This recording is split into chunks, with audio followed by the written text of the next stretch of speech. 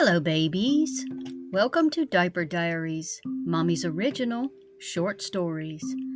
This is episode 23, The Diapered Cupid. Now get your butt and blankie and enjoy the story.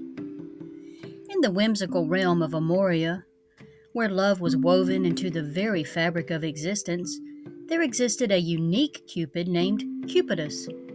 Unlike the traditional cherubic cupids with bows and arrows, Cupidus was a mischievous little creature wearing a diaper adorned with hearts. His mission was to bring joy and romance to the hearts of unsuspecting souls as he skipped through the enchanted forest with his tiny wings fluttering playfully in the breeze. Cupidus had received a special assignment from the Love Council to unite two individuals, Elara and Felix, who seemed destined to be together. The forest was alive with the sounds of chirping birds, rustling leaves, and the occasional laughter of fairies flitting from branch to branch. As he made his way deeper into the heart of the forest, Cupidus couldn't help but feel a mixture of excitement and nervousness. This was his first important mission, and he wanted to succeed more than anything. Finally, he spotted them. Elara, a free-spirited artist with wild curls and vibrant green eyes, was sitting beneath a giant oak tree, her easel set up before her. She was painting a stunning landscape, her brushstrokes bold and confident. Nearby, Felix, the reserved bookshop owner, enchanted by the magic of words, carefully tended to a small herb garden he had cultivated near the tree. As he watched them from a distance, Cupidus could sense an undeniable connection between them. It was as if their souls were intertwined, despite their inner differences. Cupidus crept closer, careful not to startle them. He took a deep breath, summoning his courage, and then sprinkled a bit of the enchanted love dust he had been given onto the pair. The dust glittered around in the sunlight before settling gently on their skin. As it did, Cupidus could feel the air around them shift, becoming charged with an electricity that only true love could create. Armed with his trusty harp-shaped pacifier, which doubled as a magic wand, Cupidus set out to create a serendipitous encounter. With a mischievous grin, he fluttered around Elara's easel, playfully painting heart-shaped strokes on her canvas. Unbeknownst to her, the strokes formed a beautiful scene that mirrored Felix's favorite book cover. Meanwhile, Cupidus visited Felix's bookshop, rearranging the shelves in a way that would lead him to a particular section housing Elara's favorite novel. He also strategically placed a heart-shaped bookmark in Felix's favorite book, ensuring one of those would create a connection between their literary worlds. On a sunny afternoon, fate took its course.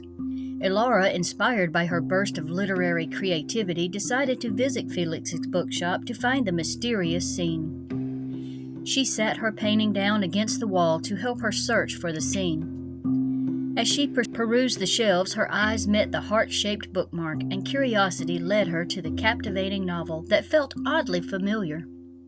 Simultaneously, Felix, drawn by the enchanting strokes on Elara's canvas, immediately recognized the scene she had painted. As he marveled at the painting, he couldn't shake the feeling of how the artwork spoke to his soul. He went to retrieve his favorite book to compare the cover with the artwork. Elara stood there with the books in her hand, gazing at the bookmark, still wondering why she was drawn to this book. She had not looked at the cover very well. Felix approached her. "Hello, I noticed you placed the art piece against the wall there. Is that your painting?" "Yes, it is. I felt that it was from a book, and I came here to find the book." "Well, looks like you've accomplished your mission." "What do you mean?" "The book in your hand. Look at the cover. That is your painting." Elara closed the book and saw the cover. "I don't believe the resemblance. I did not even know about this book. I'm not sure how this happened, but it is uncanny." "I'm Felix, by the way, and I would love to purchase your artwork if it is for sale." "I really have not thought about it, but sure, it's yours if you want it. I just can't figure out why I painted it. I don't know if I should sell it or not. Elara, by the way," and she extended her hand out for shaking to the introduction. As Felix gently took her hand in his, they both felt the electricity in the air and stood staring at one another for what felt like a very long time. With the two finally crossing paths, Cupidus watched with glee. As their eyes met, an inexplicable connection blossomed between them. Elara's adventurous spirit complemented Felix's love for the magic of words, creating a perfect harmony. I would love to hear more about how you came to paint this incredible picture.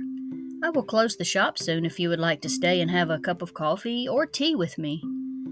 Incapable of resisting him, Elara accepted and stayed in the bookshop after hours with Felix. They talked and talked about any and everything. Elara did not know why she created the scene on the canvas, but she sure was glad they did. As Elara and Felix eagerly got to know one another, Cupidus flew overhead, his diaper fluttering with each beat of his tiny wings. His mission was in high gear, and he giggled with delight, feeling that he had woven a successful tale of love in the magical tapestry of Amoria. Elara, feeling increasingly lightheaded, was unable to tear her eyes away from Felix. She noticed something peculiar about his appearance. His previously messy hair was combed back, and he smelled as if he had put on cologne. The realization dawned on her that he must have done it for her. He smelled seductively divine, and she did not want to tear herself away from him. But it was getting late, and she thought she must not keep Felix too long. So she got up to leave and felt her heart flutter in her chest as she reached out to touch his cheek. "Felix," she whispered in her voice, barely audible over the sound of their hearts pounding in unison. Felix gazed down at her, his eyes softening. He reached up to brush a stray curl away from her face, their fingers briefly touching before entwining. "Elara," he breathed her name, and then leaned forward, his lips meeting hers in a tender, heartfelt kiss. As they stood there, lost in the moment, they were unaware of Cupidus perched above them, watching with a satisfied smile. Their kiss lingered, becoming more passionate by the second. Elara wrapped her arms around Felix's neck, feeling as if she could drown in the depth of his eyes. When at last they came up for air, they looked at each other, their faces flushed, and their breathing labored. "I feel like I love you," Felix confessed, his voice barely audible above the pounding of their hearts. And have loved you for so long. I cannot explain it, I just feel it." Elara smiled up at him, her own voice trembling as she spoke. "And I you, Felix. I have loved you since the first moment I saw you." They stood there, locked in an embrace, oblivious to the outside world around them. As they did, the enchanted love dust that had brought them together began to glow brighter and brighter, illuminating the bookshop around them like a beacon of hope and love. Cupidus, satisfied with his work, flew off into the distance, his tiny wings carrying him back to the Love Council to report his success. The forest, once filled with the chirping birds and rustling of leaves, now seemed to fall silent, as if holding its breath in awe of the miracle that had just taken place. For in that moment, something truly magical had happened. Two hearts once destined to be forever apart had finally found their way back to each other. And so in the realm where diaper-wearing cupids orchestrated love stories, Elara and Felix embarked on a journey filled with adventure, magic, and the timeless beauty of a connection that transcended the ordinary. The end. I hope you enjoyed this episode of Diaper Diaries. Please like, subscribe, and click the bell so you won't miss a new episode when uploaded. Please join me for my other stories and check out the links below, which are also listed in the description, and you will find links to my eBay store with ABDL goodies, Twitter, Buy Me a Coffee, where any donations are very greatly appreciated, and versions of Amazon Kindle erotic ebooks, where the stories can get much juicier than here. Good night, my babies.